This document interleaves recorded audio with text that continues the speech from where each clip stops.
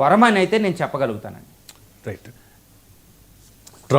Trump team ఈ మధ్యకాలంలో భారత్పై విష ప్రచారం చేయడం, లేకపోతే అనుచిత వ్యాఖ్యలు చేయడం, అవమానపరిచేలా మాట్లాడడం చూస్తూనే ఉన్నాం.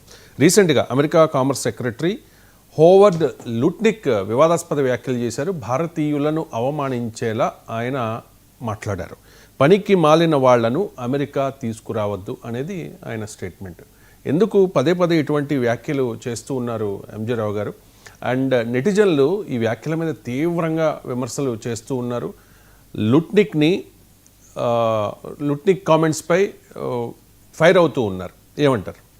ఎస్ అండి, ఇప్పుడు United states of America commerce secretary ఈ హోవర్డ్ లుత్నిక్, ఈయన ట్రంప్ సమక్షంలో United states of America president Donald Trump ఈ వీసా రెస్ట్రిక్షన్, H1B వీసాలు, గోల్డెన్ కార్డులు, గ్రీన్ కార్డుల మీద రెస్ట్రిక్షన్కి సంబంధించి ఈ ఫీజు పెంచడానికి సంబంధించి ఒక ఎగ్జిక్యూటివ్ ఆర్డర్ మీద సంతకం చేసేటప్పుడు ఆయన వెనకాలే నిలబడింది యుఎస్ కామర్స్ సెక్రటరీ ఈ హోవర్డ్ లుత్నిక్.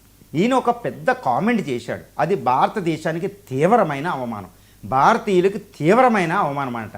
ఎందుకంటే H1B వీసాలు అంటే ఏంటి? యునైటెడ్ స్టేట్స్ ఆఫ్ అమెరికా కంపెనీలు ఇండియన్లో స్కిల్ఫుల్గా ఇండియన్స్ని ఎక్కువగా హైర్ చేసుకుంటాయి. అందులో యుఎస్ జారీ చేసే H1B వీసాల్లో 72% ఇండియన్స్కి వస్తాయి. ఆయన ఒక మాట అన్నాడనమాట, ఈ పనికి మాలిన వాళ్ళని అమెరికా తీసుకురావద్దు, స్కిల్ఫుల్కి బాగా ఉపయోగపడే వాళ్ళని తీసుకురండి, పనికి మాలిన వాళ్ళని తీసుకురావద్దు, ఇట్స్ ఏ నాన్ సెన్స్ అనుకుంటూ ఒక పెద్ద పదాన్ని మాట్లాడాడండి. అది ఏంటి అంటే మనం ఒకటి గుర్తుపెట్టుకోవాలి. అంటే ఎక్కువ H1B వీసాలు ఇండియన్స్కి వస్తాయి కాబట్టి పనికిమాలిన వాళ్ళు తీసుకురావద్దంటే అది ఇండియన్స్కి ఎగ్నెస్ట్గా ఆయన చేసిన ఒక పెద్ద కామెంట్గా మనం చెప్పుకోవచ్చు. అందుకనే ఇప్పుడు నెటిజన్స్ అందరూ ఫైర్ అవుతున్నారు. ఇది భారతదేశానికి ఒక తీవ్రమైన అవమానం కాబట్టి ఎట్టి పరిస్థితుల్లో ఇది చాలా అవమానకరమైన విషయం అని పగ తీర్చుకోవాలన్నట్టు మాట్లాడుతున్నారు. ఇప్పుడు మోడీ కూడా ఈ విషయంలో చాలా తీవ్రంగా పరిగణిస్తారు. కానీ ఏంటంటే ఇది ఒకేసారి మనం చెప్పమన్నమాట. ఎందుకంటే జాత్యాహంకారంగా వాళ్ళు మాట్లాడుతూ ఉంటారు. వైట్ రేస్ అనేది, ఇక్కడ వైట్ రేస్ ఇండియన్స్కి ఎగ్నెస్ట్గా ఒకప్పుడు ఎక్కువ మాట్లాడేవారు హోవర్డ్. కానీ ఇప్పుడు డైరెక్ట్గా ఇండియన్స్ మీద అలా డైరెక్ట్గా మాట్లాడే, ఎందుకంటే ఇండియా అనేది అమెరికాకి అవసరం, చాలా అవసరం అని. కాకపోతే ఈ హోవర్డ్ లుత్నిక్ ఏంటంటే చాలా నోరు పారేసుకుంటున్నాడు, చాలా అవుట్స్పోకెన్గా మాట్లాడుతున్నారు. ఇండియాకి సంబంధించిన ఈ ట్రేడ్ డీల్కి సంబంధించి ఆయన కామెంట్లకు ఒక అంతే లేదు. భారతదేశం అక్కడ అమెరికా నుంచి ఎట్టి పరిస్థితుల్లో ఒక బుట్టడు కార్న్ అంటే బుషెల్ కార్న్ కూడా తెచ్చుకోదు, ఈ దేశం మీద ఆంక్షలు విధించాలి, ఆంక్షలు సరైనవే, రష్యా యుద్ధానికి ఇండియాయే సహాయపడుతుంది, ఇలాంటి కామెంట్లన్నీ లుత్నిక్ చేశాడు. భారతదేశాన్ని అవమానపరిచిన కామెంట్లన్నీ ఈ లుత్నికే చేశాడు. కానీ ఇప్పుడు యుఎస్ ఇండియన్స్ వెళ్ళేవాళ్ళు పనికి మాలిన అన్నట్టు మాట్లాడుతారు. మరి యుఎస్ కంపెనీలు ఎందుకు తెచ్చుకుంటున్నాయి ఇండియన్స్ని?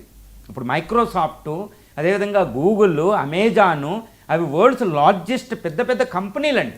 అదేవిధంగా ఈ గూగుల్ అని, మెటా అని, ఈ పెద్ద ట్విట్టర్ అని, తర్వాత వరల్డ్ బ్యాంక్ అని, బంగ్లా అని, ఇలా మన ఇండియన్స్ని ఎందుకు సీఓలుగా పెడుతున్నారు వాళ్ళు? నిజంగా పనికిమాలిన వాళ్ళు అయితే అది మనం చూసుకోవాలి. ఎందుకంటే ఫార్చ్యూన్ 500 కంపెనీ రిచెస్ట్ పర్సన్ మనమే. అవి 250 నుంచి 300 బిలియన్ డాలర్లు ట్యాక్స్ చెల్లిస్తున్నారు మన ఇండియన్స్. 1.6% ఆఫ్ ది పాపులేషన్ ఉన్నారు. ఈవెన్ ఇప్పుడు అక్కడ యుఎస్ ఇంటెలిజెన్స్ దానికి హెడ్ కూడా మన ఇండియన్ కాస్ట్ పటేల్, వాళ్ళు చాలా జాగ్రత్తగా పనిచేస్తారు. తర్వాత తులసి గబార్డ్ ఎంత సేవ చేస్తారని, ఈ ట్రంప్ ఎన్నిక అవ్వడంలో భారతీయులు ఎంత కీలక పాత్ర పోషించారు. సో పొలిటికల్గా సైన్స్ అండ్ టెక్నాలజీలో, స్పేస్ ఏజెన్సీ నాసాలో, తర్వాత కాలిఫోర్నియా బేలోను, ఈ సిలికాన్ వ్యాలీలోను, ఈ సియాటిల్, వాషింగ్టన్, ఫ్లోరిడా ఇవన్నీ రిచెస్ట్ అవ్వడంలో ఇండియన్ పాత్ర చాలా అత్యధికంగా ఉంది. చాలా జెన్యూన్గా పనిచేస్తారు. క్రైమ్ రేట్ కూడా ఇండియన్స్ యావరేజ్ అమెరికన్స్ కంటే చాలా తక్కువ క్రైమ్ అక్కడ. ఈ స్పయింగ్ అని, ఈ చైనీస్ లాగే స్పయింగ్ వాటిలో ఇన్వాల్వ్ కారు. మరి వీళ్ళు పనికిమాలిన వాళ్ళు ఎందుకు అవుతారు? ఓకే, తిన్న ఇంటి వాసాలు లెక్కబెట్టే వాళ్ళు ఇండియన్స్ కాదు చైనాతో పోలిస్తే. అందుకనే చైనీసు ఈ ఫార్చ్యూన్ 500 కంపెనీలకి చైనీస్ టాలెంట్ ఉన్న కంపెనీ సీఈఓలుగా పెట్టరు. మనం గుర్తుపెట్టుకోవాలి ఆ విషయాన్ని. ఇండియన్స్నే పెడతారు. ఎందుకంటే తినేవాడు వాసాలు లెక్క పెట్టకూడదనే ఒక నీతి ఇండియన్స్కి ఉంటుంది. ఉప్పు కారం తిన్నప్పుడు వాళ్ళకి రుణపడి ఉండాలని ఒక ఇండియన్స్కి ఉంటుంది. కాబట్టి ఇండియన్స్కి ఎక్కువ క్రెడిబిలిటీ అనేది యునైటెడ్ స్టేట్స్ ఆఫ్ అమెరికాలో మనం చూడవచ్చు. మరి లుత్నిక్ ఎందుకు మాట్లాడుతున్నాడంటే పక్కనున్న ట్రంప్ని కాకాపట్టడానికి.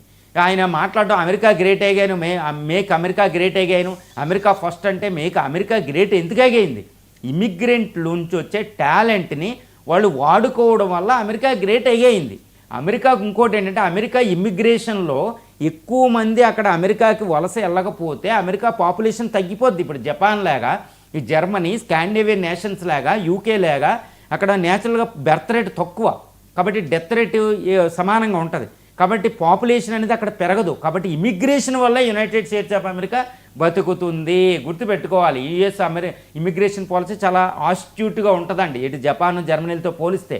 కాబట్టి ఇమిగ్రేషన్ అనేది స్టాప్ అయిందనుకో అమెరికా గ్రేట్ అగైన్ అవ్వదు, ఉన్న అమెరికా పవరే పోతుంది. ఇది అందుకనే అమెరికా లాస్ ఇండియా గెయిన్ అంటారు. కాబట్టి ఏదేమైనప్పటికీ అమెరికా ఈరోజు లుత్నిక్ చేసిన స్టేట్మెంట్ అనేది తీవ్రంగా పరిగణించాల్సిన అవసరం. మరి మోడీ ఎందుకు మాట్లాడతలేదంటే ఇప్పుడు ఇండియా యుఎస్ల మధ్య ట్రేడ్ డీల్ కుదుర్చుకుంటున్నాం. ట్రంప్ మోడీలు దెబ్బలాడుకునే పరిస్థితి లేదు, ఇద్దరికి ఒకరికొకరు ఫ్రెండ్షిప్ చేయాలి. అంటే ఇప్పుడు మోడీ మాట్లాడలేదని ఈ విషయం మీద మనం అడగడానికి లేదు. ఎందుకంటే యుఎస్తో ట్రేడ్ డీల్ ఇంపార్టెంట్, అమెరికాకి ఇంట్రెస్టే, ఇండియాకి కూడా చాలా ఇంపార్టెంటే ట్రేడ్ డీల్. కాబట్టి ట్రేడ్ డీల్ కుదురుతుంది. కాకపోతే ఈ లుత్నిక్ అన్న స్టేట్మెంట్ మాత్రం చాలా హాటెస్ట్ కామెంట్లు అని చెప్పుకోవచ్చు. ఇది ఇండియాకి అవమానం. ఆయన నోరు మాత్రం కట్టడి చేసుకునే అవకాశం, ఆయన్ని కట్టడి చేసే విధంగా కూడా మనం మాట్లాడాలి. అది మోడీ లెవెల్లో మాట్లాడకూడదు. కింద వాళ్ళు